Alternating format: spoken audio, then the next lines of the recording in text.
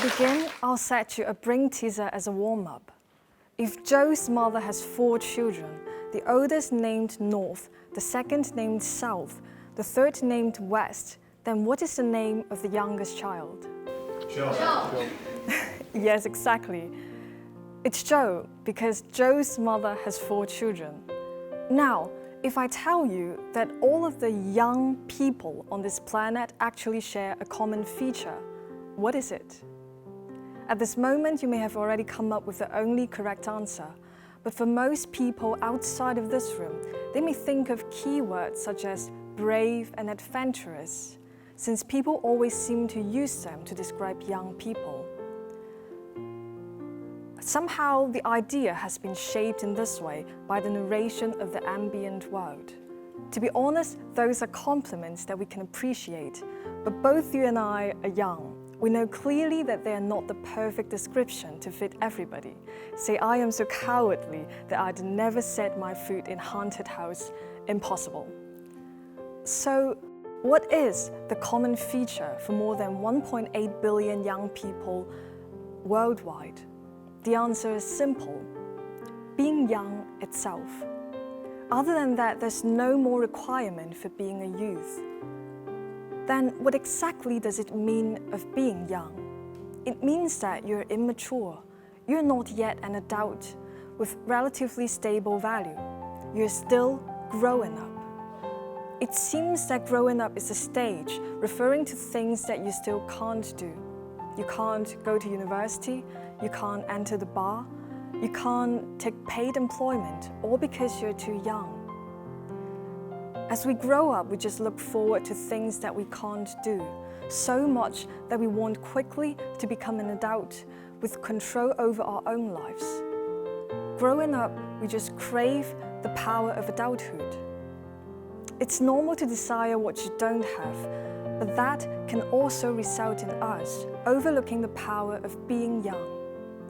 I suggest that growing up is the real power of a youth. It's way more valuable than you have imagined, and in my opinion, everyone should be confronting it with all of our might. Growing up consists of 2 parts: the accumulation and advancement of one's knowledge to skills and abilities that help one with nurturing independent viability. And the second part is about the mental self. I name it with Socrates' motto, the epigraph in the Greek temple of Delphi: know yourself. Who are you? What kind of person are you? What does the generation that you're living in look like? And what can you do to survive? Now, don't get me wrong, I'm not telling you to chase your dreams or whatever. I know that kind of cliche would simply annoy you. I'm trying to introduce you to the subject that I'm studying: Chinese classics, 国学. We call ourselves Chinese, but have you ever wondered what really makes us Chinese? Apart from the ID card that tells what our nationality is, apart from the blood and body that we inherited from our ancestors, what is Chinese? The study of Chinese classics is the answer to these questions. We study the traditional culture of our race: Confucianism, Taoism, Buddhism. Ideas deeply rooted in our brain without us realizing it, and the splendid history that is part of the Chinese language we use every day. Someone says, if you want to know a person, you have to know about his past. If you want to know what Chinese is, if you truly love the common name that we all share, then you should learn about Chinese classics. I'm not requiring all of you to study Chinese classics in the university. Well, I'll be very glad if you do, but of course you'll have different interests and goals. And I'm just hoping that all of you can at least embrace the traditional culture. Pay a little attention when you see it on the Weibo's trending chart. Please do not refuse when you have a chance to get to know more about it. Make it a part of your daily life even. Perhaps trying on some beautiful traditional costumes, listening to traditional instruments, or visiting the museum when you're going out on the first date. You may doubt why we have to know ourselves in this way. You can still love and contribute to your country without knowing much about its past. It's because growing up is not only about knowing or learning something, it's also about creating bonding.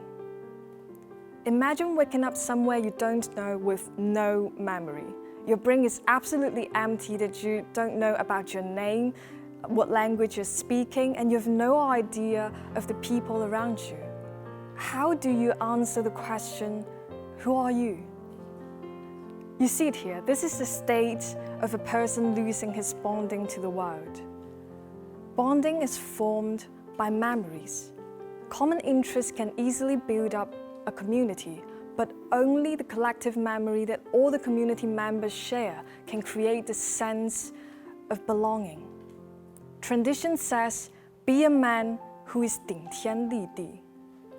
It's not only suggesting you becoming a moral individual, but also telling you to create strong enough bonding so that you can find a place where you truly belong, a place where you can stand upright, dignified, and imposing as a human being.